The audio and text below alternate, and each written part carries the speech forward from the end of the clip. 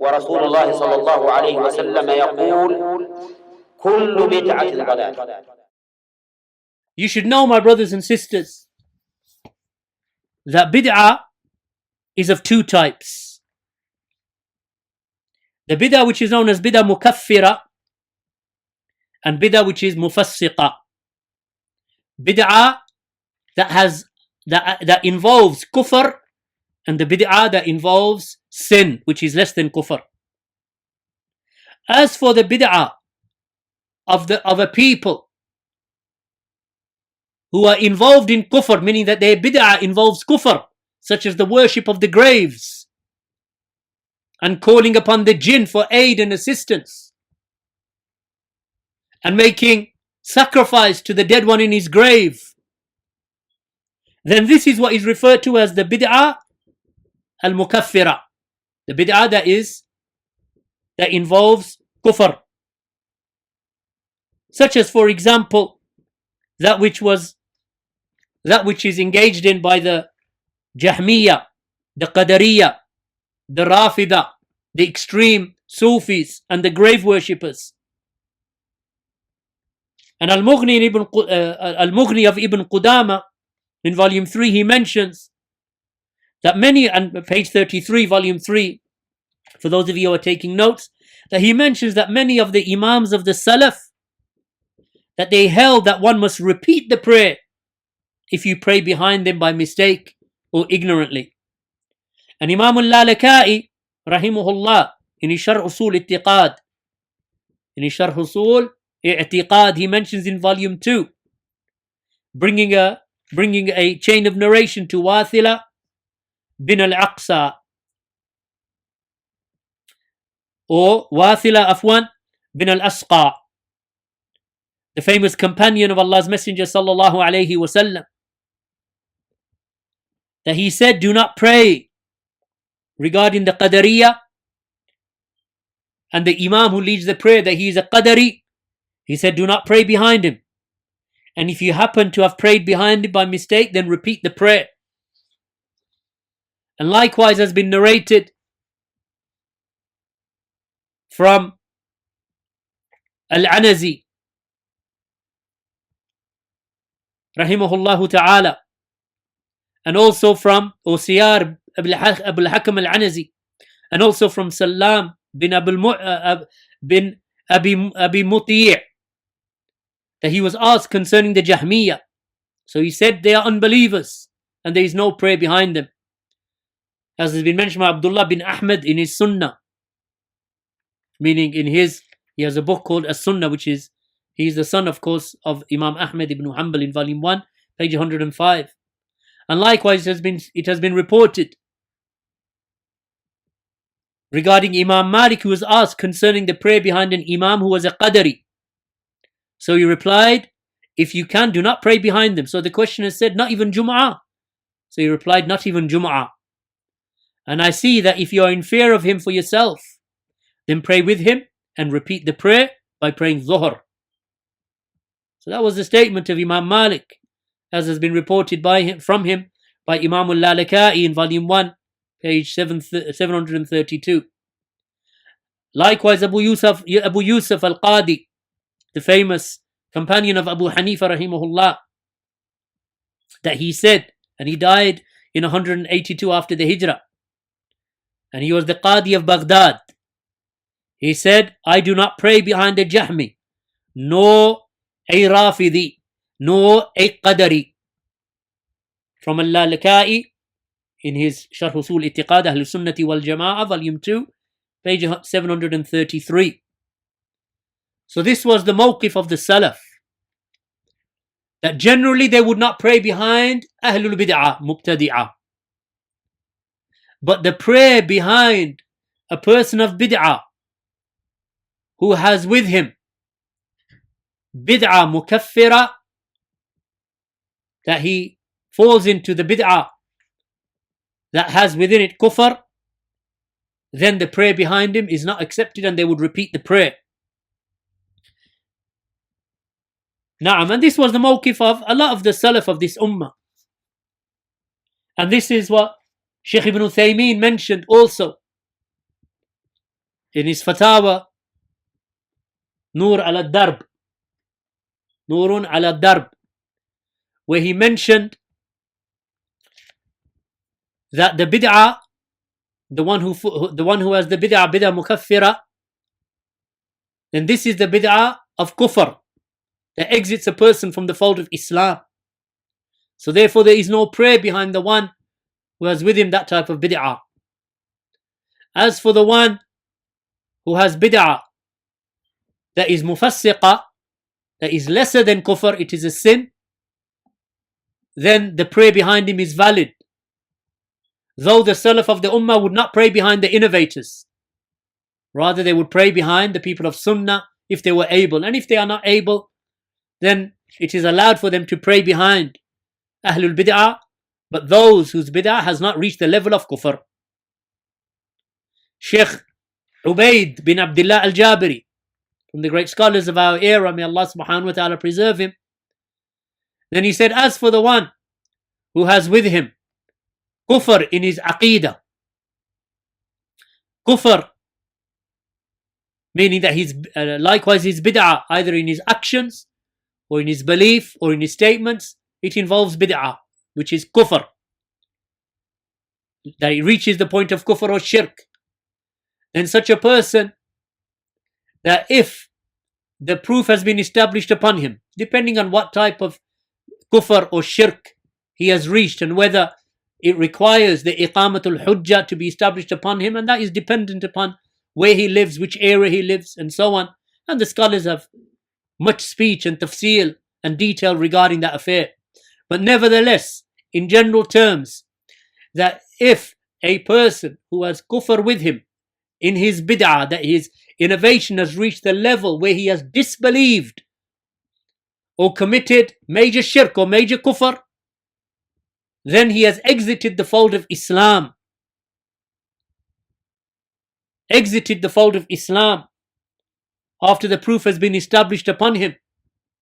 And there is no prayer behind him. So therefore he is at that, after the proof has been established upon him, that he is a kafir, outside the fold of Islam. As for the one whose bid'ah is less than kufr, then such a person is a fasiq with his bid'ah, that he is a sinner with his bid'ah. Shaykh Abdul-Aziz ibn Baz rahimahullah ta'ala, then he was asked regarding bid'ah and the types of bid'ah. He said,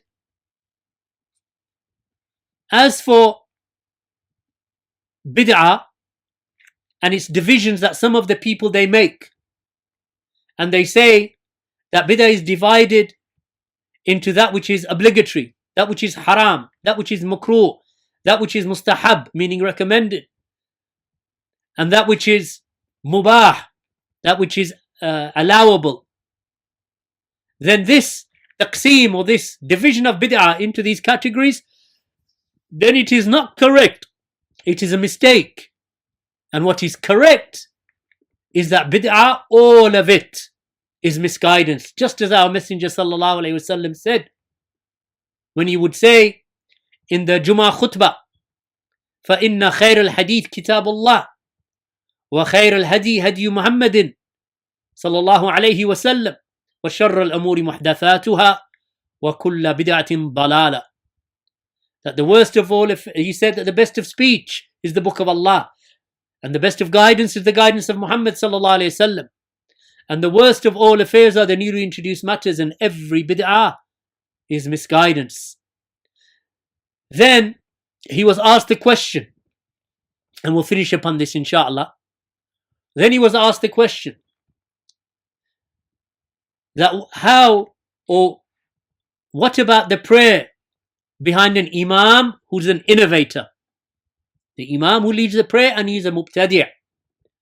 He said, if his bid'ah is mukaffira, if his bid'ah is a bid'ah that has reached the level of kufr, then it is not allowed to pray behind him.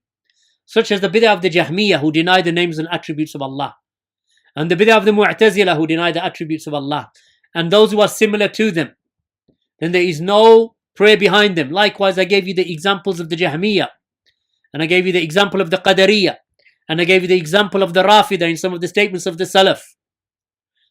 And likewise, my brothers and sisters, there is no prayer behind the grave worshippers. There is no prayer behind these types of people. Then Shaykh Abdul Aziz bin Baz mentioned, as for the bid'ah that is ghair mukaffira, that it is not, does not reach the level of kufr. Like for example, the bid'ah of the one who raises his voice in the niyyah before the prayer. So he says, for example, before he begins, I intend to pray dhuhr prayer. Like you find some of the people doing, that they vocalize the niyyah before the prayer. And similar to that, then the prayer behind them is sound and it is allowed.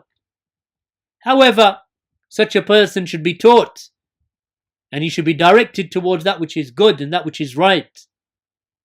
And he should be told that you do not raise your voice whilst making the niyyah, the intention for the prayer. Rather, you should make the intention in your heart. And that is enough. And likewise, those who gather to celebrate the birthday of the Prophet sallallahu alaihi wasallam, if it does not involve shirk, then it is not said that it is kufr. To celebrate the birthday of the Prophet sallallahu alaihi wasallam, it is bid'ah, it is misguidance, it is deviation from the truth. But it is not to be said that to celebrate his birthday is kufr. So it is not a bid'ah that is mukaffira. As for if the people on this occasion of celebrating the birthday of the Prophet sallallahu alaihi wasallam, that they make dua to the Prophet sallallahu alaihi wasallam, or they make dua to the one whose birthday they are celebrating, or that they seek his aid and deliverance and rescue with him, whether it be the birthday of the Prophet sallallahu alaihi wasallam, or the birthday of Ali radiyallahu anhu, or the birthday of Al-Hasan or of Al-Husayn radiyallahu anhuma, or the birthday of Fatima radiyallahu anha, if they make dua to those people, calling upon them, seeking their aid, or they make vows to them, or they sacrifice animals for them, then this is shirk akbar. This is major polytheism. So therefore, there is no prayer behind them. No prayer behind them, because their bid'ah is the bid'ah that has reached the level of kufr. As for if a person, for example, the people were to gather together